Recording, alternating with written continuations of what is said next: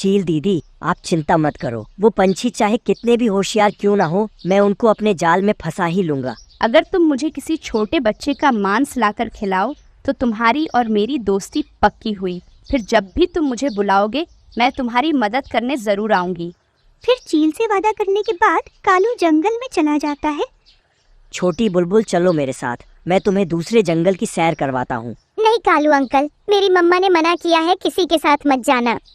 ऐसा बोलकर छोटी बुलबुल वहाँ से चली जाती है। बड़े पंछियों के साथ अब ये छोटे पंछी भी बहुत चालाक हो गए हैं। अब इनको पागल बनाना इतना आसान नहीं होगा। फिर कालू उड़ता हुआ नदी पर जाता है।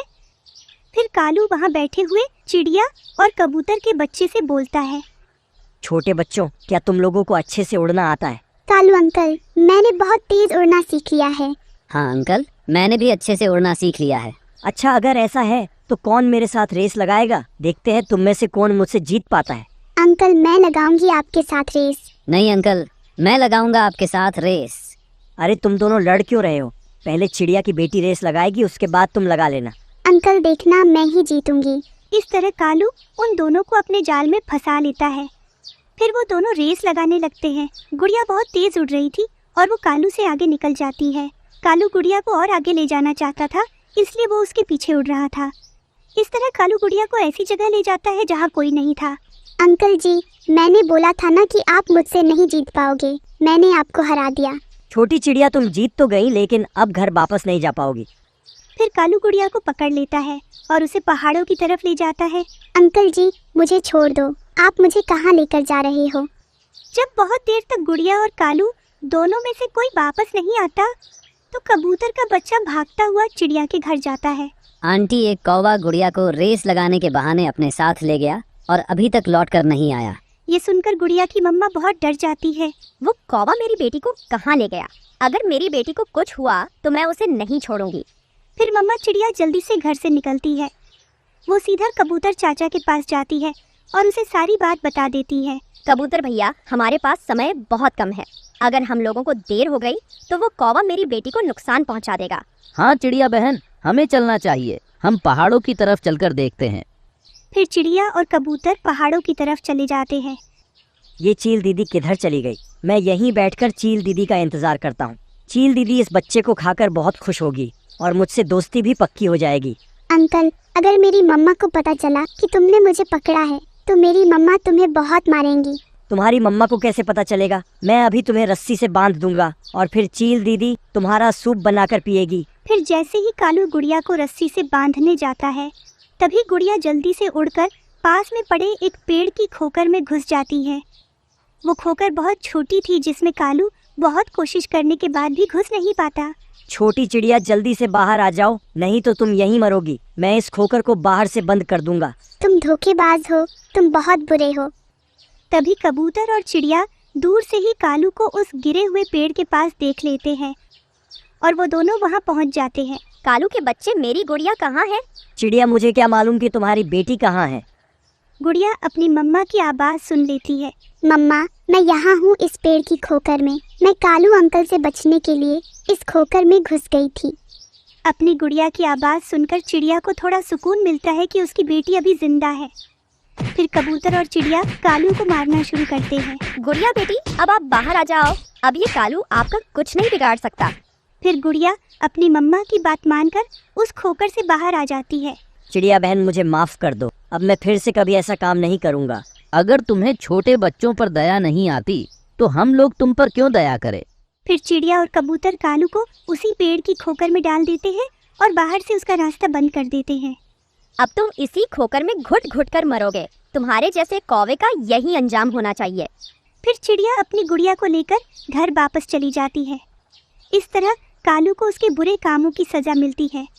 प्यारे दोस्तों, अगर कहानी अच्छी लगी तो इस कहानी को लाइक और दोस्तों को शेयर करना बिल्कुल मत भूलना। आपका धन्यवाद। एक घने जंगल में टूनी चिड़िया अपनी सास और पति के साथ रहती थी। चिड़िया की शादी को 4 महीने बीत चुके थे, मगर अभी तक उसे कोई भी संतान नहीं हुई थी। इस वजह से चिड़िया बहुत उदास रहती थी।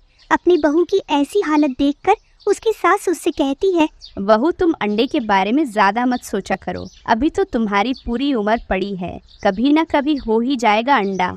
चिड़िया की सास और उसका पति उससे बहुत प्यार करते थे, इसलिए चिड़िया को अपने ससुराल में किसी चीज की कमी नहीं थी।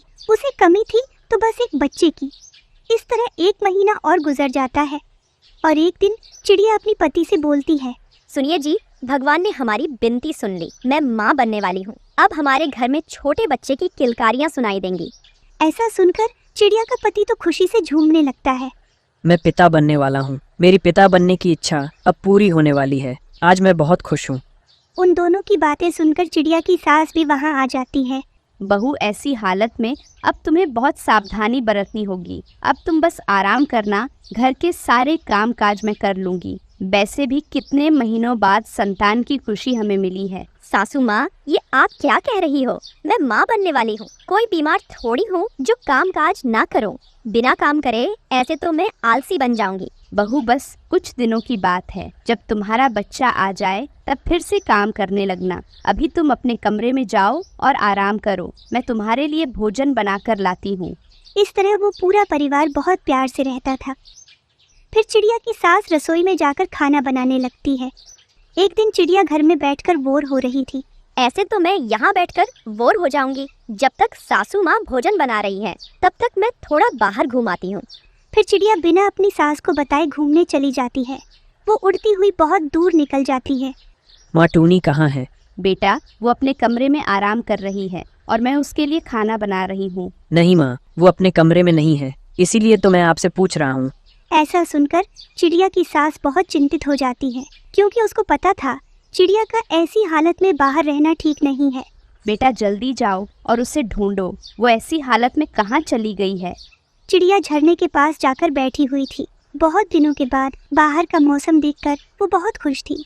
तभी थोड़ी देर में मौसम खराब हो जाता है और बहुत तेज बारिश होने लगती है और साथ ही चिड़िया के पेट में दर्द भी शुरू हो जाता है। मैंने बहुत बड़ी गलती की जो अपनी सासू माँ की बात नहीं मानी। लगता है मेरा अंडा देने का समय आ गया है। अब मैं ऐसी बारिश में कहाँ अंडे दूंगी? फिर चिड़िया इधर उधर देखने लगती है। उसे थोड़ी दूर एक घर नजर आता है। चिड़िया बहुत मुश्किल से उड़ती हुई उस घर के पास जाती है। वो घर कालू कौवे का था। कालू भैया, मैं भूलकर इस दिशा में आ गई। मैं अंडे देने वाली हूँ और बारिश शुरू हो गई। बारिश रुकने तक आप मुझे अपने घर में आसरा दे दो। चिड़िया, मैं अपने घर में किसी अजनबी पंछी को आसरा नहीं देता। कहीं और जाकर आसरा ढूंढो। फिर चिड़िया निराश होकर वहाँ से चली जाती है। अब उसको कुछ समझ नहीं आ रहा था कि वो कहाँ जाए। वो दर्द से कराह रही थी और रोए जा रही थी। तभी उसका पति उसको ढूंढते हुए वहाँ आ जाता है। टूनी, तुमने माँ की बात न मानकर बहुत बड़ी गलती की है। तुम खुद भी बारिश में फंस गई और मैं भी फंस गया। मैं अपनी गलती पर बहुत दुखी हूँ। मेरा अंडे देने का समय आ गया है। मेरे पेट में बहुत दर्द हो रहा है। यहाँ से थोड़ी दूर मेरा एक कबूतर दोस्त रहता है। चलो हम उसके घर चलते हैं। फिर वो दोनों कबूतर के घर चले जाते हैं।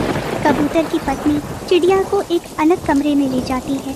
चिड़िया बहन, आप ज्यादा चिंता ना करो। ऐसा दर्द हर माँ सहन करती है, तब जाकर उसे संतान की खुशी मिलती है। कुछ देर बाद चिड़िया कबूतरी के घोंसले में 2 सुंदर से अंडे दे देती है। मेरे कबूतर दोस्त, तुम्हारा बहुत बड़ा धन्यवाद जो तुम ऐसी मुसीबत में मेरे काम आए। अंदर से कबूतरी बाहर आती है। आपको बधाई हो, आपकी पत्नी ने 2 अंडे दिए हैं। ये सुनकर चिड़िया का पति बहुत खुश हो जाता है। कुछ देर बाद बारिश रुक जाती है। फिर चिड़िया और उसका पति अपने अंडे एक टोकरी में रखकर घर चले जाते हैं। चिड़िया की सास अंडों को देखकर और अपने बहू और बेटे को सुरक्षित देखकर बहुत खुश होती है। सासू माँ, मुझे माफ कर दो। मुझे आपकी बात मानकर घर में ही रहना चाहिए था। बड़ों की हर बात मानने में बेहतरी होती है, मुझे अब पता चल गया है। बेटी, इसीलिए तो कहते हैं कि बड़ों की हर बात माननी चाहिए। तुमने मेरी बात ना मानकर खुद की जान भी जोखिम में डाल दी थी और आने वाले बच्चे की भी। प्यारे दोस्तों, अगर कहानी अच्छी लगी तो इस कहानी को लाइक और अपने दोस्तों को शेयर करना बिल्कुल मत भूलना। आपका धन्यवाद। शाम तक बहुत ढूंढने के बाद मम्मा चिड़िया को अपनी बेटी के लिए भोजन मिल ही जाता है। वो सोच रही थी आज उसकी बेटी मीठा सेब खाकर बहुत खुश होगी, मगर उसी समय पीछे से कालू तेजी से आता है और चिड़िया का सेब छीनकर वहाँ से भाग जाता है। चिड़िया वहीं बैठकर रोने लग जाती है। मुझे बहुत मेहनत से ये फल मिला था, अब मैं अपनी बेटी को क्या खिलाऊंगी? फिर रोती हुई चिड़िया कालू के घर जाती है।